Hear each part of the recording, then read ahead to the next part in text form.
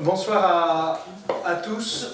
Il est 19 h, donc on va commencer notre conseil municipal. Avant de débuter, il est d'usage de désigner un secrétaire de séance qui sera chargé de l'appel. Donc je vous propose, comme il est de tradition, que ce soit le plus jeune de l'Assemblée, comme Thibault est absent. Je vous propose que ce soit Madame Sandra Kubler-Hélin qui fasse l'appel des présents.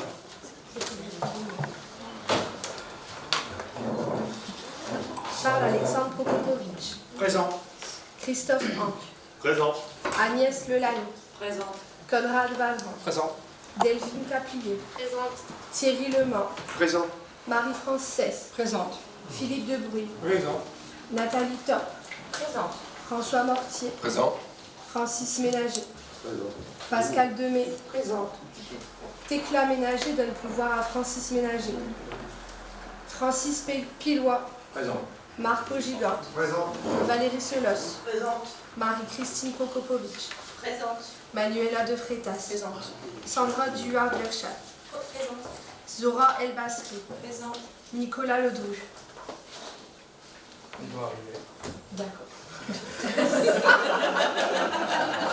Absent du coup. Sébastien Roux. Présent. Aurélie Huys. Présente. Geoffrey Bossu. Présent. Caroline Legros. Présente. Romain Vanlac. Présent. Amaury Medji. Présent. Thibaut Terby donne pouvoir à Romain Vanlac. Franck Dutilleul, démissionnaire. Marie-Hélène Delforge, démissionnaire. Laurent Berthelot, démissionnaire. Estelle Pluquet, née Chevalon, démissionnaire. Pascal Delors, démissionnaire. Sylvana Micucci, née Denain, démissionnaire. Nicolas Rémy, démissionnaire. Micheline Verjard, démissionnaire. René Gévard, élu. Présent. Pardon. Présent. Désolée. Désolée. C'est bien, il y en a qui suivent. Ouais, je l'enseigne.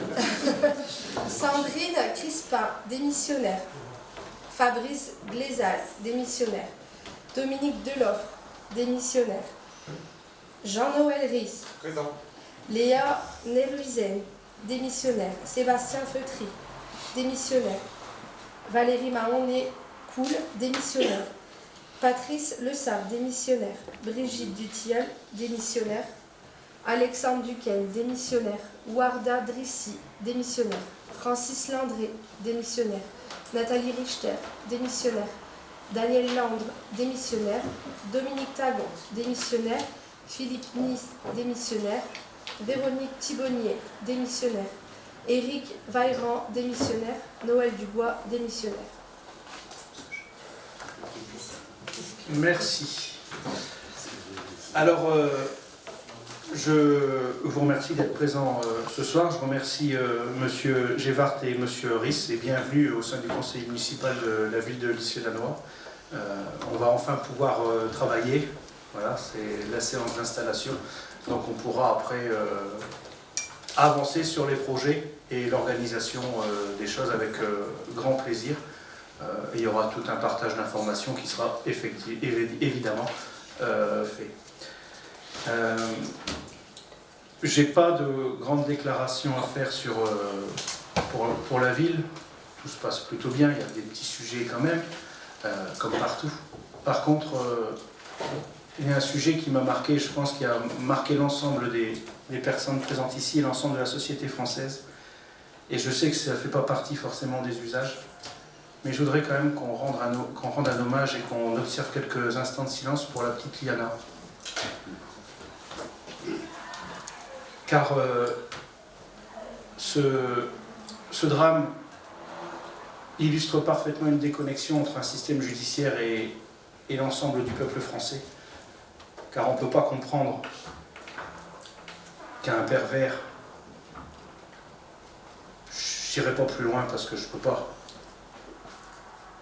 qui a fait des ignominies auparavant, où il y a une plainte et il y a un rapport du médecin légiste. Il y a un rapport du médecin légiste et cette personne était en liberté et n'a pas été entendue. Alors je sais qu'il y a la présomption d'innocence. Mais cette affaire, j'espère qu'elle permettra, et j'espère que cette petite, ce drame qui lui est arrivé, permettra de changer le système judiciaire et qu'enfin il y ait les vraies priorités qui soient mises en œuvre et qu'il ne puisse plus y avoir de tels drames dans notre pays. Et je vous invite à observer quelques instants.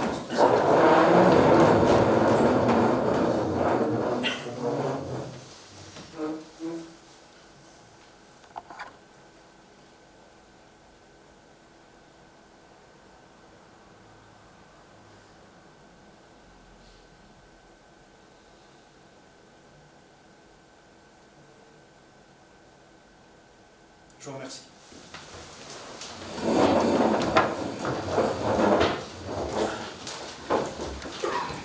C'est toujours difficile de parler d'autres sujets après de telles choses, mais il faut travailler.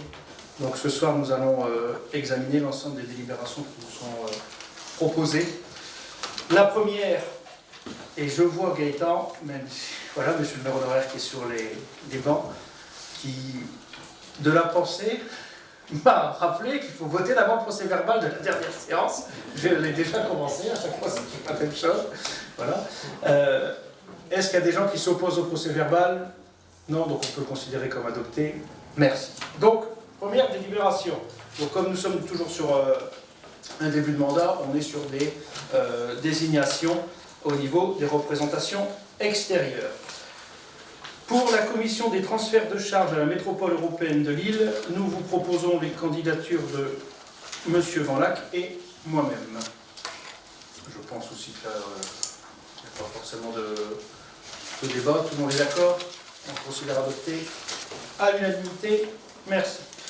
Désignation d'un membre élu à la SEM Ville Renouvelée Métropole Européenne de Lille. Auparavant, c'était M. Debrul qui siégeait, mais il y a une question d'âge aussi qui fait que l'expérience n'est pas toujours reconnue. Et voilà. Je suis donc candidat. Y a-t-il d'autres candidats? Non, donc on passe au vote. Personne n'est contre, personne ne s'abstient. Adoption à l'unanimité. Ensuite, désignation des membres élus à la commission communale de sécurité. Donc par rapport à leur délégation, nous vous proposons les candidatures de Marco Gigante et Nicolas Ledru. Je pense que c'est pareil, il n'y a pas forcément de... Voilà, pas de questions. Très bien.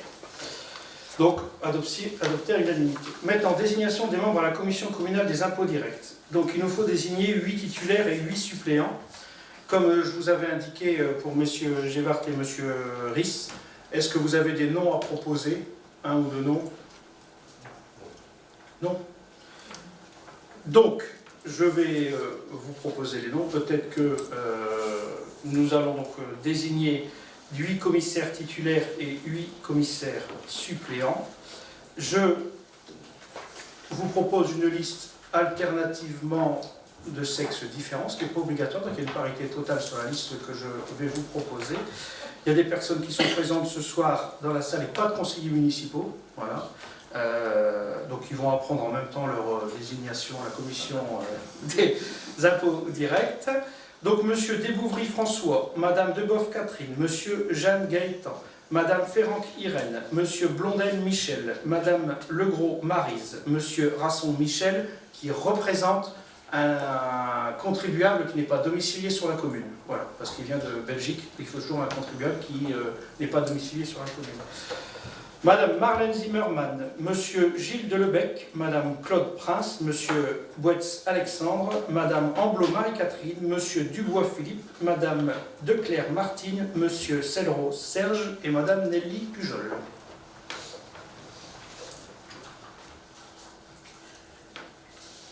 On peut passer au vote. Tout le monde est pour, pardon. Bon. Tout le monde est pour. Merci. Adopté à l'unanimité.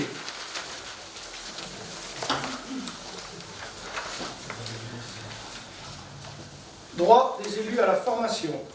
Donc alors là, c'est une délibération qu'on doit, parce que ça c'est important, hein, pour les services administratifs de l'État, on a voté une délibération pour les droits des élus à la formation. Et souvent les formations proposées n'ont pas grand intérêt, donc c'est pour ça qu'on ne consomme jamais les crédits. Depuis 12 ans, 0 € de frais de formation. Mais là, c'était urgent, il fallait revoir la délibération que nous avions adoptée au conseil municipal précédent parce que le montant n'était pas indiqué. Donc il y a une demande de la préfecture de revoir cette chose. C'est vraiment hyper important de revoir cette délibération concernant les droits de formation des élus par rapport au montant maximal, sachant que c'est déjà calibré ou bordé par la législation. Il y a peut-être des moyens à réaffecter à la préfecture. Donc, on vous propose d'inscrire au maximum une formation, les frais à 4 000 €. Je pense que là, c'est pareil, il n'y a pas de question. On peut le considérer comme adopté à l'unanimité. Merci. L'un des gros morceaux du Conseil, le compte financier unique. Donc, pour ceux qui ont assisté au conseil municipal précédent, surtout celui du mois de mars, on avait évoqué ces chiffres, mais là, on doit le voter cette fois-ci parce qu'il y a eu une erreur, enfin, pas une erreur, mais un problème de logiciel de la trésorerie. C'est pour ça qu'on le passe maintenant. Donc, excédent de fonctionnement 2024, 1 449 000, j'arrondis. Excédent année 2025, 1 829 000, et excédent cumulé 2025, 3 279 000 pour le fonctionnement. Pour l'investissement, le déficit cumulé à fin 2025 était d'1 420 000, les excédents de reste à réaliser 392 000, donc un déficit cumulé fin 2025 à un peu plus d'1 million d'euros. On vous proposera d'affecter à la section d'investissement les excédents de fonctionnement capitalisés au compte 1068, la somme d'un peu plus d'1 million, et les reports de fonctionnement 002, la somme de 2 251 4,88 €. Comment s'expliquent ces chiffres? Au niveau, par rapport à 2024, on a des recettes qui ont augmenté de 2,93% et des dépenses de fonctionnement qui ont augmenté d'1,79%. Donc des recettes qui progressent plus que des dépenses, c'est une bonne chose pour une collectivité. Ce n'est pas une surprise d'où viennent ces recettes. Le premier poste de recettes, c'est la fiscalité locale. Et ça, j'insiste là-dessus, parce qu'il y a beaucoup de villes qui disent qu'ils font des choses, qui ont même d'ailleurs beaucoup de DSU. D'ailleurs, nous on touche de la DSU, ça me fait plaisir de dire ce que je vais vous dire. On touche de la DSU, et j'ai vu il n'y a pas très longtemps, il y a quelques semaines, qu'on parlait des indemnités des élus. Moi, les indemnités sont publiques, elles vont être publiées dans le Lys Info, il n'y a aucun problème. Il y a des gens qui parlent tout le temps de solidarité. Et les villes qui touchent la DSU, ils majorent leurs indemnités de 30%. Sauf dans une ville. Nous, la ville de Lys touche la DSU, mais on ne majore pas. Parce que l'argent qui est touché en supplément de la part de l'État est là pour les gens et pas pour l'indemnité des élus. Alors je sais que ce n'est pas des sommes énormes, finalement 30% sur c'est quelques milliers d'euros pour le budget de la ville, c'est pas ça qui va... Mais c'est une question de symbole, parce qu'il y a des gens qui sont tout en train de parler de symbole, qui parlent de la pauvreté des habitants, de situation. Nous, à Lys-le-Lannoy, on n'a jamais pris sur la DSU pour l'indemnité des élus. Moi j'aime bien aussi les élus qui viennent d'arriver, qui donnent des leçons de morale, ou d'autres qui sont là depuis des années, mais à un moment les actes, il faut que ça suive aussi. Au niveau de la fiscalité, donc je disais, ce sont les impôts, il y en a, ce sont les dotations de l'État et notamment la DSU. Impôts et taxes, donc ça c'est souvent les compensations fiscales, c'est des impôts qu'on touchait auparavant, qui maintenant sont des compensations d'État parce qu'ils ont décidé d'avoir d'autres ressources. Et les dotations et participations, c'est la DGF, la DSU, où on est un peu plus de 25%. Nos dépenses, encore une fois, ce n'est pas une surprise. Nous sommes dans une collectivité de premier degré, même si ça ne se dit pas, mais directement en contact avec les habitants. La chose la plus importante, c'est la présence humaine. C'est un peu moins de 60% des dépenses. On est à 58%. Donc 8,5 millions, avec, je le rappelle, parce que je le dis tout le temps, mais j'insiste, il ne faut pas voir le montant qui est dépensé, il faut voir les services offerts. On pourrait diminuer largement la part de la masse salariale en le transférant sur des prestations avec des entreprises privées. Par exemple, on ferait 100% de cuisine externalisée. Donc, on perdrait une quinzaine d'agents de production. Ces 15 agents, vous multipliez ça, on arrive tout de suite à plusieurs centaines de milliers d'euros. On enlève la bibliothèque. On fait une bibliothèque associative. C'est 5 agents. Pareil. Les espaces verts, on passerait complètement à du privé. C'est une dizaine d'agents aussi. Voilà. C'est des choses qu'on verra en charge à caractère général et non au niveau du personnel. On est très ou la crèche, c'est pareil d'ailleurs. La crèche, toute la petite enfance pourrait être complètement déléguée à du privé, ce qui n'est pas le cas. Donc, c'est pas la volonté de privatiser les services. Au contraire, c'est pour dire qu'il faut voir avec les services qui sont offerts. On a de très bons services et on a un personnel qui est compétent, bien que les règles de la fonction publique territoriale ne soient plus adaptées à la vie d'aujourd'hui. Après les charges à caractère général, les charges de gestion courantes. Le premier budget, la première dépense par famille de fonctionnement, c'est l'école. Quand on dit que la priorité c'est la jeunesse et c'est l'enfance, 1 euro sur 4 est dépensé en fonctionnement pour l'école. Après, nous avons l'administration générale de la collectivité, sport, jeunesse, il y a une partie de sécurité, il y a l'action sociale. Pas forcément de surprise. Ensuite, au niveau des évolutions de dépenses et des fluides, donc ça vous avez tout vu dans les documents dans l'annexe, mais là c'est toujours un tableau qui me paraît important de mettre en avant, et qui permet de souligner aussi le choix, certains choix qui ont été faits. L'eau, c'est la consommation brute.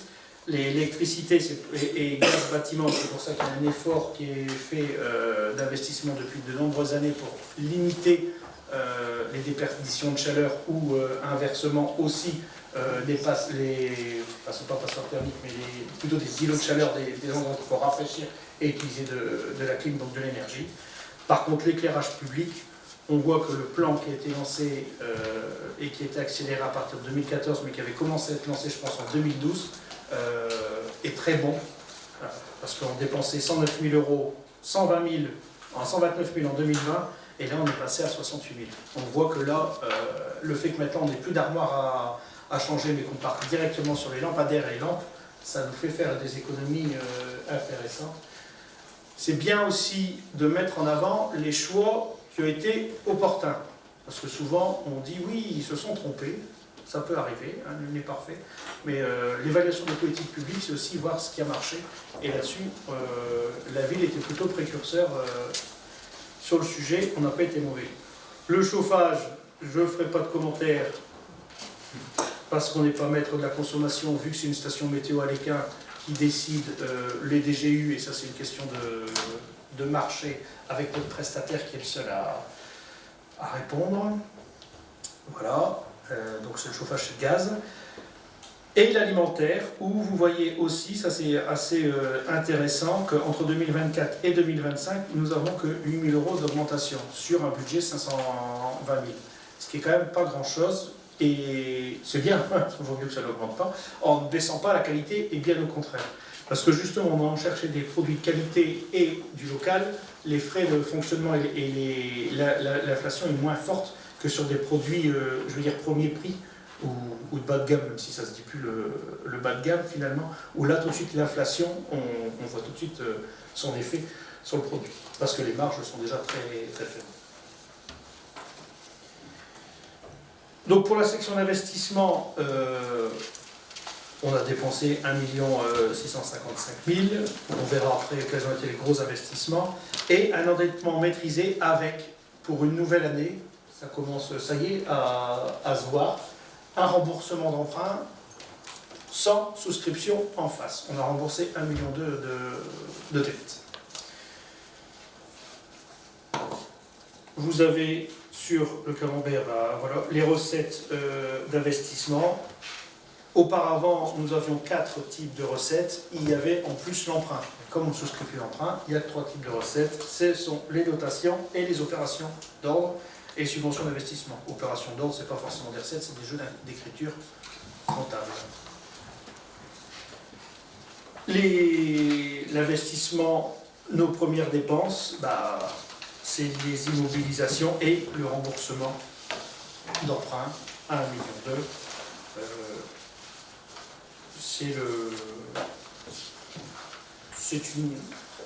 C'était une bonne année. Et voilà, c'est pas une surprise non plus. Opération d'ordre, c'est la première filière de dépenses d'investissement. Ensuite, nous avons sport, jeunesse, culture, sécurité, administration générale et aménagement urbain. Et enseignement, où la part a diminué cette fois-ci. Je pense que ça va être depuis 2014, où j'ai la charge de présenter le budget. C'est l'année la plus faible sur le budget d'investissement au niveau de l'enseignement. Mais ça va repartir dès 2026 avec la construction de l'ascenseur Colbert qui sera terminé. Je rappelle quand même qu'on a remis beaucoup d'argent depuis de nombreuses années, avec notamment la construction de l'école maternelle Colbert, avec la cuisine centrale, c'est quand même un chantier de 10 millions. On peut, pour une année, ne pas forcément mettre l'école en numéro 1 des dépenses d'investissement. Vous avez là le graphique qui est très plaisant, c'est la dynamique, alors qui a été décalée par rapport aussi, ça alors on n'est pas là pour faire l'histoire, on est là pour parler de demain, mais on est sur un compte un CFU, donc un ancien compte administratif, donc on regarde un peu plus dans le rétroviseur. Un petit décalage parce j'aurais préféré à l'époque que le remboursement aille un peu plus vite, mais comme on a eu les années Covid, et l'investissement a été décalé, c'est pour ça qu'on l'a souscrit un peu plus tard, et c'est pour ça que voilà, on commence vraiment à avoir une différence de dette.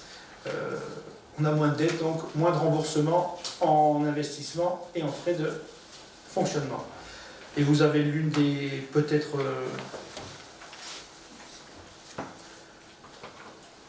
pour certains, c'est une chanson de France Gall, je crois. Ça veut. Enfin, pour moi, ça veut dire beaucoup. Je n'ai plus le terme exact. Mais c'est une de mes fiertés qui est là. Parce que quand j'ai eu la charge à 24 ans, un peu par surprise, avec beaucoup d'honneur, mais un peu par surprise, quand on m'a confié la gestion des finances de la ville, d'avoir le premier compte administratif à regarder une épargne nette négative. 2 années de suite, c'est la mise sous tutelle de la ville. On est à moins 123 000 euros. Là, on a eu l'année 2022 compliquée avec la guerre en Ukraine et l'inflation, où c'était compliqué pour toutes les communes de France. Mais avoir plus d'1,2 million d'épargne nette, c'est notre marge. Ce qui reste après avoir tout remboursé, c'est ce qu'on a à l'issue de la loi. C'est quand même énorme en ayant entre deux différentes crises et surtout 800 000 euros qui nous sont pris chaque année par rapport à la DGF que nous touchions en 2013 et en 2014. Parce qu'à partir de là, il y a eu le plan de redressement des comptes publics et on avait un ministre de l'économie à l'époque qui était un Mozart de la finance et qui nous a pris 800 000 euros pour la ville de Lys par an. Donc si on imagine sur les 10 dernières années, 800 000 euros, on les cumule, ça fait quand même 8 millions. Avec 8 millions, on peut faire des choses. Mais c'est ainsi. Voilà pour la présentation.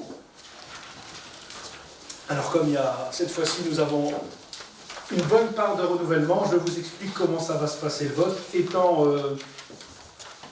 l'ordonnateur du compte, je ne peux pas assister au vote parce que je risque de faire pression sur vous. Et donc, ça nuirait à la sincérité du vote. Voilà. Donc, je vais devoir sortir. Vous votez comme vous voulez, mais sachez que ce sont... Enfin, même quand je suis là, d'ailleurs, vous toujours voter de manière libre. On est en démocratie. Mais sachez que les chiffres qui vous sont présentés sont bien les chiffres de la ville et qui correspondent aux chiffres tracés par la trésorerie, enfin le service de gestion comptable. Donc, je vais passer la parole à M. Hampe, notre premier adjoint. Juste que je chante.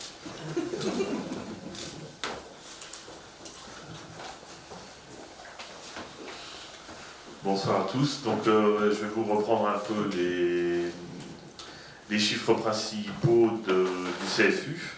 Donc, Le CFU a été arrêté pour 2025 à 19 418 393 euros et 75 centimes en recettes et 17 737 403 euros 94 centimes en dépenses, avec un déficit d'investissement de 1 420 euros 490, non, pardon, 1 420 490 euros et 9 centimes. Et pour le fonctionnement, un excédent de 3 279 206 euros et 65 centimes. Donc avec ces chiffres, on va pouvoir voter qui s'abstient, qui est contre. Donc le CFU est approuvé à l'unanimité.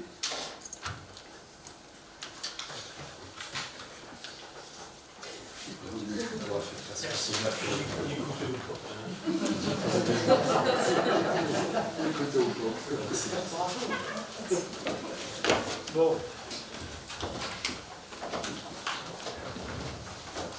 Après cette mise en forme d'un autre temps, maintenant je vous propose qu'on affecte les résultats. Donc comme vous avez approuvé les comptes, cet argent on va pas le laisser balader, on va le réutiliser, enfin la ville va le réutiliser évidemment. Donc on vous propose d'affecter 1 028 201 € 77 centimes au compte 1068 et de reprendre le solde de 2 251 004 € et 88 centimes au chapitre 02 report de fonctionnement et de reprendre le solde de l'exécution cumulée de section d'investissement au chapitre 001 du BP 2026, soit 1 420 490 € et 9 centimes. Je ne sais pas s'il y a des questions. Non. Donc on peut le considérer comme adopté à l'unanimité. Merci. Alors, une obligation de passer cette délibération. Admission en irrecouvrabilité. Donc ce sont des titres qui doivent être recouvrés par la trésorerie et qui ne peuvent pas l'être, qui demandent qu'on efface ces dettes, bien que si un jour ils réussissent à retrouver, normalement on devrait retoucher l'argent. Ça n'est jamais arrivé. Voilà. Donc on peut dire adieu à cet argent. Il y a plusieurs situations. La première, c'est les décisions juridiques de la Banque de France par rapport au surendettement, donc plusieurs titres qui correspondent à 178 € au total, l'insuffisance d'actifs et le seuil inférieur de poursuite. J'avoue que pour 5 centimes, ça coûterait beaucoup plus cher d'envoyer des courriers et des relances plutôt que de récupérer 5 centimes. Ça, c'est assez là-dessus, la logique est plutôt cohérente. Et par contre, les insuffisances sur actifs, c'est souvent des liquidations d'entreprises. Donc, je vous propose de passer ça au vote. Je vais commencer par les contre. 2 voix contre. Voilà, il y a une personne qui ne souhaite pas voter, qui s'abstient.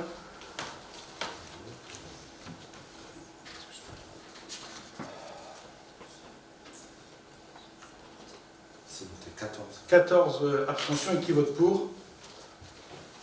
1, 2, 3, 4, 5, 6, 7, 8. On a combien là? Non, il y a 8, 14, on a 21, on a 31. Donc il y a quelqu'un qui n'a pas voté. Donc il y a une personne qui a pas voté. Bah si, bah c'est bon. Moi, j'ai On a voté. 14. Voilà, donc c'est bon. Donc, adopté à la majorité des voix exprimées.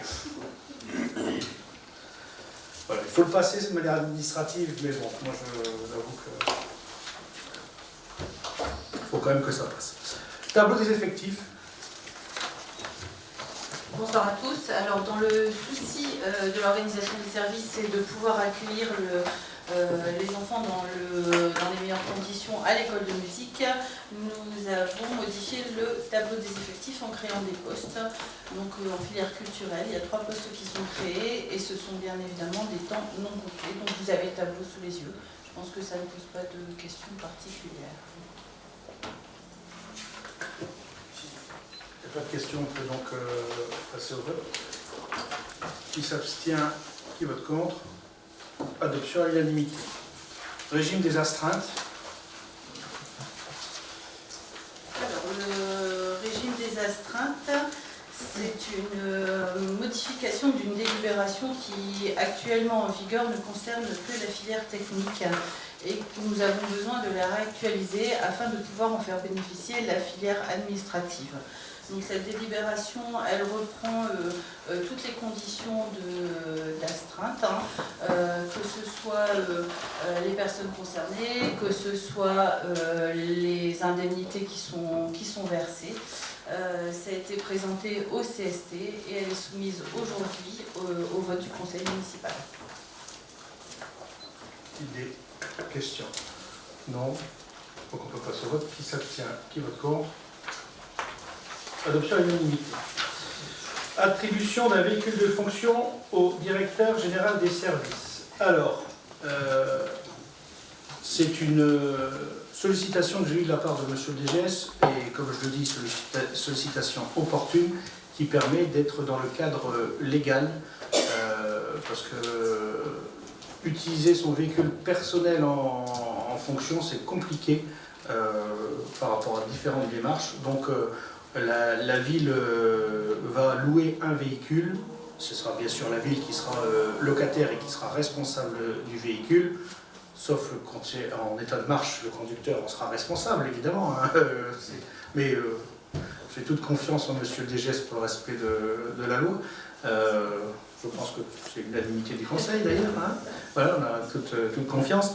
Mais c'est pour qu'au moins on soit couvert et que tout le monde soit couvert dans une situation juridique. Donc c'est un véhicule qui appartiendra d'une certaine manière à la ville, mais au moins les frais, tout ça, ce ne sera pas payé sur un véhicule personnel, ce sera bien sûr sur un véhicule qui sera à la ville, même si normalement ce sera un véhicule neuf, il n'y a pas de frais de réparation d'usure.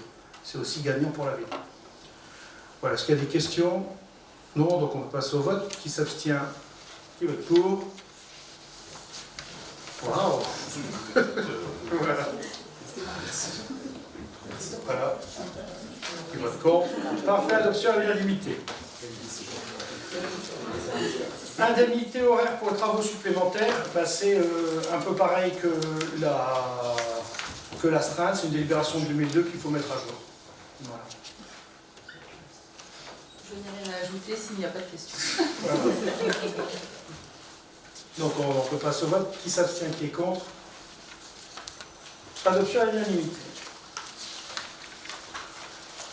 Alors, une délibération qui normalement n'aura pas d'intérêt, mais on ne sait jamais. Je mets aux voix la délibération portant création d'un emploi de collaborateur de cabinet, c'est-à-dire qu'aujourd'hui il y a une réorganisation du service de secrétariat, et au cas où on aurait le besoin d'avoir quelqu'un, il y a cette possibilité qui nous est offerte d'avoir quelqu'un qui ne serait pas forcément du cadre de la fonction publique directement, quelqu'un qui pourrait être aussi en détachement et qui pourrait, ou qui pourrait être en détachement bien sûr, et qui peut être sur un emploi précaire, c'est-à-dire que si il est embauché, 2 jours après on peut lui dire de partir, s'il ne fait pas l'affaire. Voilà, c'est la dure loi de la fonction publique là-dessus. Mais c'est comme ça. Il y a 99% de chances que cette délibération ne soit pas utilisée, mais on ne sait jamais. S'il n'y a pas de questions, on peut passer au vote. Qui s'abstient? Qui vote contre? Adoption à l'unanimité. Délibération qui s'est ajoutée avant, parce que ça c'est pareil. Comme vous le savez, la fonction publique territoriale, il y a un CST, il y a un comité social et territorial commun pour l'organisation du temps de travail, enfin des conditions de travail. Il y en a un en mairie et il doit en avoir un au CCAS. Il est d'usage que la ville et le CCAS forment une même entité, le même CST. Donc, même s'il y a un accord du maire et du président du CCAS, c'est un peu ce que je disais, il y a le conseil d'administration du CCAS, qui en l'occurrence est toujours la même personne, il y a peut-être une certaine schizophrénie suspecté par la préfecture concernant la même personne, enfin il n'y a pas que moi, c'est tous les maires de France, il faut passer une délibération de quelque chose qui existe déjà. Voilà. Donc on va rajouter des papiers, comme ça permettra au contrôle de légalité de bien travailler et de bien voir que cette délibération est super bien dans le cadre légal. On peut passer au vote. Qui s'abstient? Qui vote contre? Merci. Adoption à l'unanimité. Je vais passer la parole à Monsieur Hanck. Donc je vais vous présenter une délibération sur le projet de classement au titre des secteurs pavés de Paris-Roubaix et plus particulièrement sur l'Isle-et-Lannoy, la rue de la Gare. Donc la préfecture nous demande une position explicite sur le classement donc, des 52 secteurs pavés et plus particulièrement la rue de la Gare qui aujourd'hui est une rue qui a besoin d'être refaite puisqu'elle est habitée, je dirais, plus particulièrement par les 60 nouveaux logements qui ont été créés. Et donc, au niveau du conseil municipal et de la métropole, il est prévu une réflexion dans les années à venir de cette rue. Et le classement en voie pavée du Paris-Roubaix pourrait contraindre fortement la réflexion de cette rue.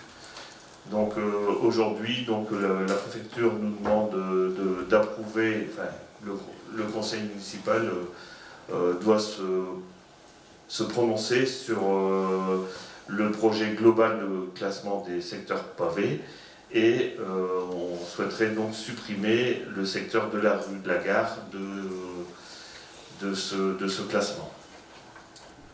Voilà, donc s'il n'y a pas de questions, on peut passer au vote. On peut passer au vote. Qui s'abstient? Qui vote contre?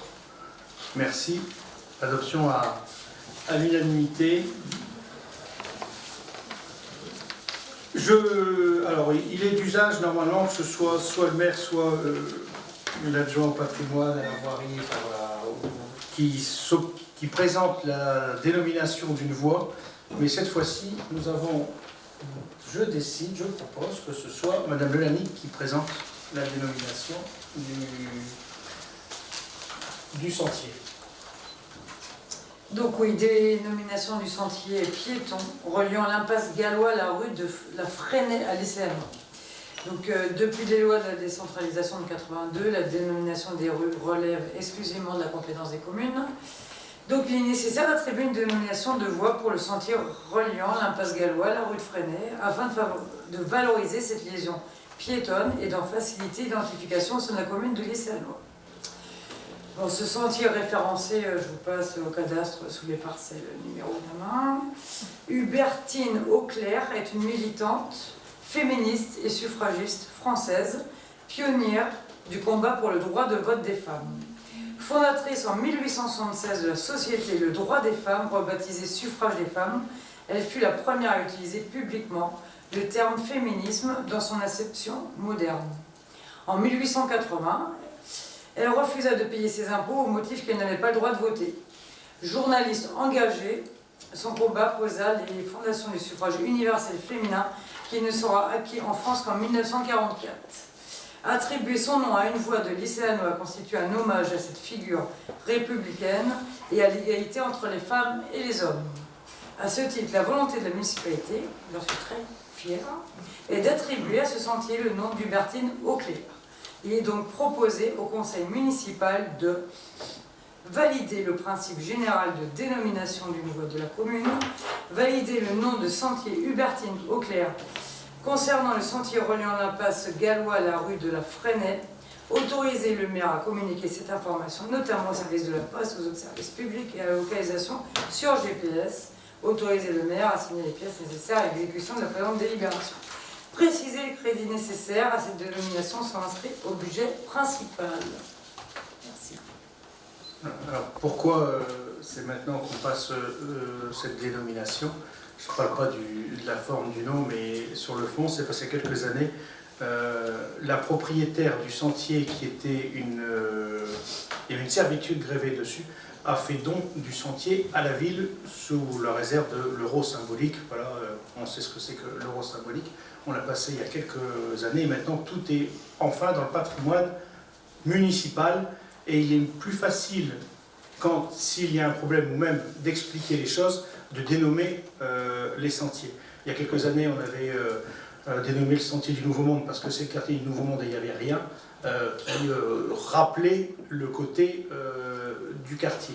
Là, dans le quartier du Frénois, tout le monde sait le quartier du Frénois, la Grande Rue, c'est la rue du Frénois. Donc, on vous propose le nom de Hubertine Auclair, qui permet aussi de... Alors, il ne faut pas faire du... Enfin, je vous parlerai sur la suivante. Voilà. Je ne pense pas qu'il y ait de remarques. S'il n'y a pas de remarques, on peut passer au vote. Qui s'abstient, qui vote contre. Adopté à l'unanimité. Donc celui-ci, je vais la présenter, cette délibération. On vous propose le nom de Madeleine Martinache, qui est une figure majeure de la résistance et de la vie publique du Nord. Qui est cette dame? C'est une avocate, une ancienne avocate au barreau de Lille, et elle fut la première femme désignée secrétaire de la conférence des avocats. Pendant la Deuxième Guerre mondiale, elle s'engagea dans la résistance en tant que lieutenant des forces françaises combattantes. Elle a été arrêtée par la Gestapo en 1942. Elle fut déportée au camp de Ravensbrück. Elle rentra en France, invalide de guerre. Elle s'engagea en politique dans la mouvance gaulliste, au sein du RPF et de l'UNR. Et elle fut adjointe au maire de Lille et députée de la 4e circonscription du Nord. Je pense que ce sont deux noms. Voilà, donc, on ne lit pas les deux votes, vu qu'il y en a qui est déjà passé, mais ce sont deux noms aussi qui méritent d'être distingués à l'Isle-et-la-Noix. On n'est pas dans une vague ultra-féministe qui veut enlever le nom des hommes.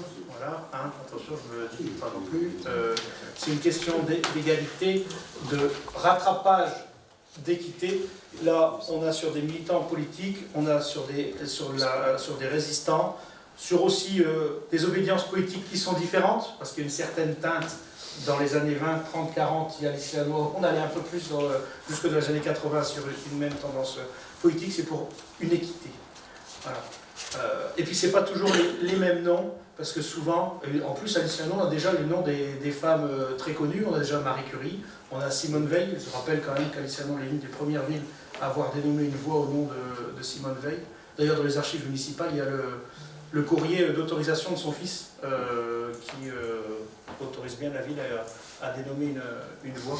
Donc on a aussi Jeanne d'Arc, évidemment, et Jeanne Hachette, mais il y a encore des noms, il y a Dina Derick également. Mais il est aussi important, dans la dénomination des voies ou des noms, d'équilibrer les choses. Je ne pense pas qu'il y ait de questions. On peut passer au vote. Qui s'abstient? Qui vote contre? Adoption à l'unanimité. Je vais passer la parole à M. De Bruyne pour l'avenant à la convention d'abattement. Oui, bonjour. C'est une convention qui engage deux bailleurs, Vilogia et puis partenaires Habitat, qui bénéficient d'un abattement de 30% sur la taxe foncière bâtie. En contrepartie, ils s'engagent à améliorer le cadre de vie des habitants. Par exemple, comme Vilogia, ils ont des agents de sécurité qui interviennent quand il y a des problèmes dans les immeubles. Je vous demande d'autoriser M. le maire à signer l'avenant. Petite précision, la préfecture contrôle bien que les fonds soient bien utilisés en la matière maintenant, ce qui n'était pas forcément fait il y a de nombreuses années où le contrôle était plus compliqué. Maintenant, il y a un contrôle systématique. Donc, il y a même un des bailleurs qui était nommé, je ne dirais pas lequel, mais il suffit de taper sur Internet pour retrouver très vite qui était sanctionné. Oui. Pas pour l'Isle-et-la-Noix, mais peut-être pour d'autres communes. Donc, on peut passer au vote. Qui s'abstient, qui vote contre? Adoption à l'unanimité. Pour la dernière délibération, la parole à peut-être, enfin, pour moi, je peux être objectif, est la plus grande pongiste française pour ses 35e championnats de France, voilà, qui va vous présenter, c'est une surprise, le coupon sport avec de belles modifications. Tout à fait. Un grand merci. Donc déjà, donc dans ses priorités, la ville du lycée Hannois a placé évidemment l'accès à la pratique sportive pour tous et toutes et la politique en faveur de l'enfance et de la jeunesse comme priorité. Donc, depuis 2009, il y a le conseil municipal qui avait délibéré donc, pour attribuer des coupons sport à chaque enfant lycéen pour une association sportive lycéoise. En 2022, ça a évolué et donc on a proposé justement, le conseil municipal, une délibération aux enfants lycéens de moins de 18 ans qui pratiquaient aussi une activité sportive en dehors des associations lycéoises du moment où il n'y en avait pas dans un lycée, une association sportive. Donc, face à ce constat en fait et face à la hausse du contexte économique national, donc une hausse significative du coût de la vie, donc ça pèse énormément sur le budget des ménages, comme tout le monde le sait. La municipalité souhaite renforcer son action en faveur du pouvoir d'achat des familles et favoriser l'accès de tous les enfants à une pratique sportive régulière. Donc le coupon sport, donc l'aide attribuée et le montant du coupon sport a été réévalué, a été changé en fonction de la tranche du quotient familial. Donc il est proposé au conseil municipal d'approuver une nouvelle modalité d'attribution du dispositif coupon sport à compter du 1er septembre 2026, de fixer le montant de l'aide à 50 € par enfant pour les familles dont le quotient familial est inférieur ou égal à 1 000 € et à 40 € par enfant pour les familles dont le quotient familial est supérieur à 1 000 €. Et d'autoriser M. le maire à prendre toutes les mesures nécessaires à l'exécution de la présente délibération. C'est une proposition, j'espère qu'elle va être adoptée à l'unanimité, et qui va bien aider les familles pour pouvoir réinscrire, ou voire pour certains inscrire les enfants et qu'ils puissent pratiquer des sports. Il y a, je ne vais pas non plus aller plus loin, je pense, et on va travailler, on vous proposera au cours, j'aimerais bien que ce soit plus tard, au mois de décembre, la même chose sur le côté culture aussi. C'est pas la même chose, c'est pas forcément les mêmes montants, mais ce serait bien aussi de le faire sur un coupon culture aussi pour aider les familles dans l'accès à la culture et à la vie associative lycéoise, que les gens puissent se rencontrer, échanger, pour leur bien-être physique, pour le sport aussi, mais pour leur bien-être aussi mental et pas rester enfermés chez eux avec un téléphone, par exemple. Donc on peut passer au vote. Qui s'abstient? Qui vote contre? Adoption à l'unanimité. Alors, il y a une délibération qui n'est pas inscrite à l'ordre du jour, que je ne vais pas vous présenter parce que elle n'est pas... ça ne sera pas voté, c'est plutôt une proposition ou une information officielle. Comme nous avons M. Gévard et M. Riss qui sont présents, nous avions voté le projet de modification du règlement intérieur. M. Le Mans va prendre contact avec vous à la suite du conseil municipal pour qu'il puisse avoir vos coordonnées et que vous puissiez rentrer dans la commission de modification du règlement intérieur. Il nous semble, enfin en tout cas, je pense pour tout le monde, nécessaire que vous soyez dans cette commission pour travailler le règlement intérieur et le fonctionnement pour le prochain mandat. Donc vous serez bien évidemment guidé par M. Le Mans pour cette question, et ça fixera les règles de fonctionnement pour ce mandat. Je vous remercie pour votre présence ce soir et je vous souhaite une bonne soirée.